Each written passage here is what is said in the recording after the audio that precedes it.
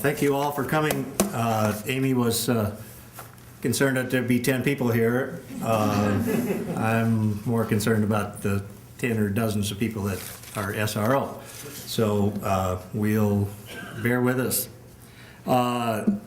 Thank you once again for coming, and I have a few people I need to thank.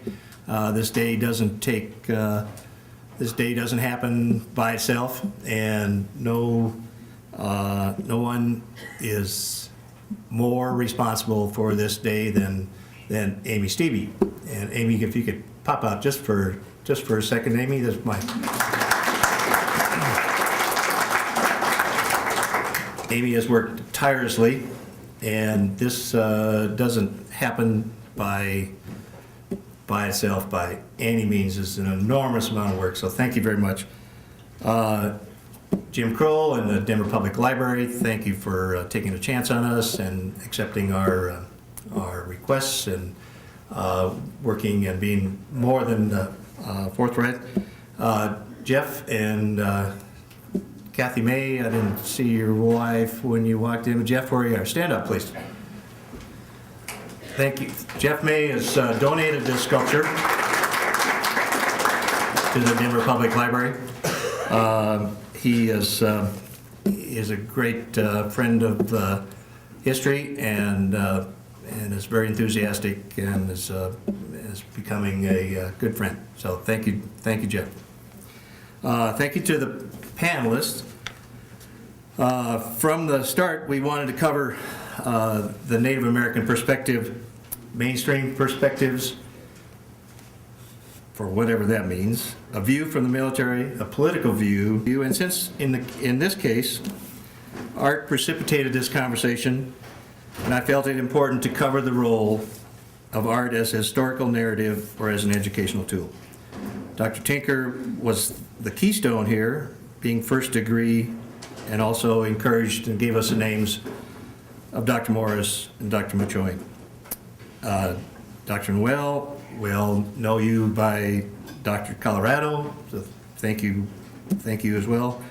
Rose, thank you very much. Serious Western art collectors across the country are fully aware that Colorado has one of the premier art shows of the year here in Denver. I'm thrilled that the curator of this show agreed to speak on art's role in history. It's pretty obvious Dr. Machoyan is our military expert. Being an Air Force veteran, I was thrilled at your acceptance. I was equally thrilled when Professor Morris accepted our invitation and filled our political perspective. And to the gentleman in charge with keeping order this afternoon, Mr. Wendell Cox, we are deeply indebted. To our esteemed panel, I am awed and humbled by your credentials and expertise. I haven't seen Larry yet, but Larry Parr needs to be thanked. There's a gentleman by the name of Larry Parr that has started this whole thing. We initially put this piece in the Booth Museum in Cartersville, Georgia, and I was just chatting with Larry one day about my thoughts and my desires to make this piece and create this piece so we could facilitate some dialogue. And Larry said, well, you know, if you want to do it, I'll fund your piece to the Booth Museum. So Larry, if you're not here yet, thank you anyway. The Booth Museum also for accepting this piece and being part of this dialogue. Mr. Greg Stevenson, didn't see him either, but he's a familiar name around town and is credited with funding much of today's expenses, so thank you, Greg. Don Vasicek, did we see Don? Don Vasicek is a filmmaker and has made a poignant documentary on Sand Creek was a vital part of our discussion in Georgia. And of course, to my loudest critic and my biggest fan, thank you to my lovely wife, Joanne, for your undying support. With Sand Creek as its focus, today is about humanity. It's about the history and the conveyance of history. Hopefully, it's about lessons learned. It's not about me, it's not about the sculpture, but this piece did bring us here, so I beg your indulgence for a minute or two. The Power of Art. Ask 100 creative people to define art. I venture you will get 100 different answers. My answer is no more valid than others, but if the created image, sound, or word affects or causes an effect, chances are we call it art. Today's conversation is a direct result of this. I honestly can't remember when I was first made aware of Sand Creek.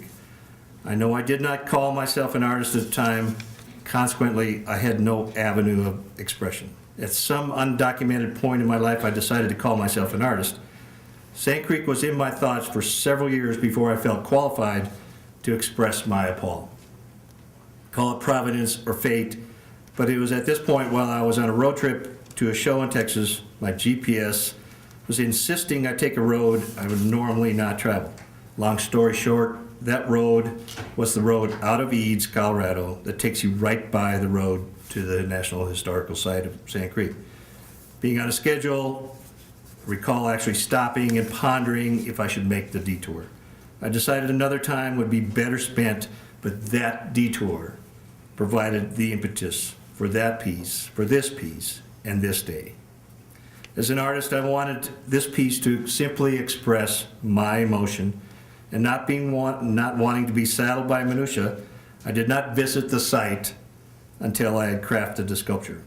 I hope the day never arrives that I lose the impact of that day on my life. My guide for the day, Eunice, a Native American, after telling her of my project, she quickly proclaimed I would get the Indian perspective from her. Should I require the military side, I should ask others.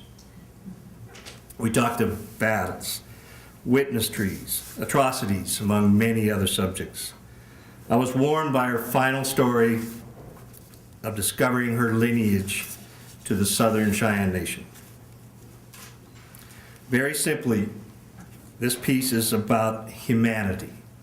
A dictionary will define humanity as 1, all human beings collectively, the human race, humankind.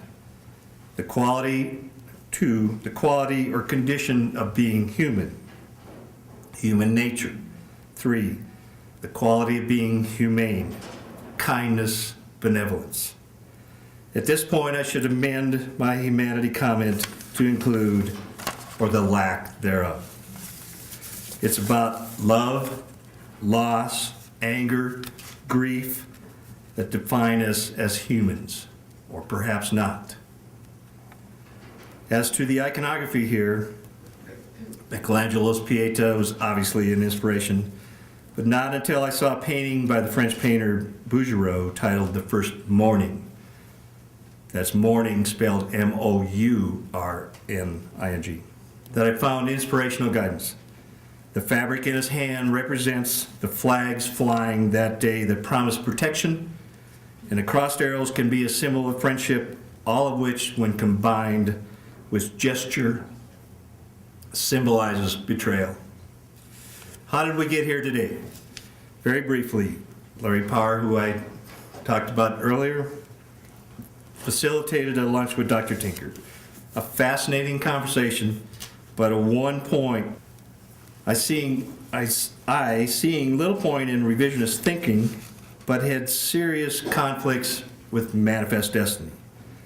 My point being that without it, we would not be here. Without missing a beat, Dr. Tinker responded, well, I would. Until that very moment, his point of view, I'm embarrassed to say, had not entered my thought processes, reflective or contemporary. Fast forward to a similar discussion held at the Booth Museum. The final question posed by to all the panelists was, what now? My answer is dialogue. Ladies and gentlemen, thank you for being here today. Thank you for the dialogue, for the opportunity of dialogue. Thank the library. Thank you, Wendell.